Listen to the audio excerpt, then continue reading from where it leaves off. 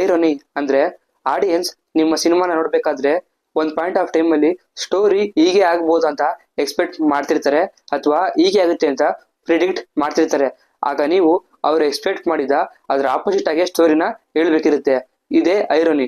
ಐರೋನಿ ಇಟ್ಟು ನೀವು ಸೀನ್ ನ ಪ್ರೆಸೆಂಟ್ ಮಾಡ್ತಿದ್ದೀರಾ ಅಂದ್ರೆ ಅಲ್ಲಿ ನಡೆಯೋ ಡ್ರಾಮಾ ತುಂಬಾ ಇಂಟೆನ್ಸ್ ಆಗಿರುತ್ತೆ, ತುಂಬಾ ಚೆನ್ನಾಗಿ ವರ್ಕ್ ಕೂಡ ಆಗುತ್ತೆ. ಸಿಚುಯೇಷನಲ್ ಐರನಿ ಅಂದ್ರೆ ಆಡಿಯನ್ಸ್ ಒಂದು ಸಿನಿಮಾನ ನೋಡ್ತಿದ್ದಾರೆ, ಅದರಲ್ಲಿ ಒಂದು ಸೀನು ಹೀಗೆ ಆಗುತ್ತೆ ಬಿಡು ಅಂತ ಅಂದ್ಕೊಂಡು ಅವ್ರು ಸುಮ್ಮನಾಗಿರ್ತಾರೆ. ಆದ್ರೆ ನಾವು ಅವ್ರು ಅಂದ್ಕೊಂಡಂಗೆ ಅದಾಗಬಾರ್ದು, ಹಂಗೆ ನಾವು ಸ್ಟೋರಿನ ಹೇಳ್ಬೇಕಿರುತ್ತೆ.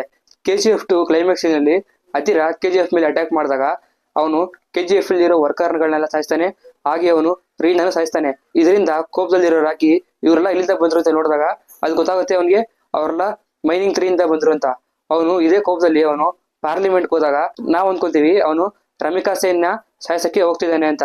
ಆದ್ರೆ ಅವನು ಅಲ್ಲಿ ಹೋದ್ಮೇಲೆ ಗುರುಪಾಂಡಿಯನ್ನ ಸಾಯಿಸ್ತಾನೆ. ಅದು ಗೊತ್ತಾಗುತ್ತೆ ಇದೆಲ್ಲ ಆಗಿದ್ದೆ ಗುರುಪಾಂಡಿಯನ್ನಿಂದ ಅಂತ. ಇಲ್ಲಿ ನಮ್ಮ ಜಡ್ಜ್ಮೆಂಟ್ ರಾಂಗ್ ಆಗಿದೆ. ಇದೇ ಸಿಚುಯೇಷನಲ್ ಐರನಿ.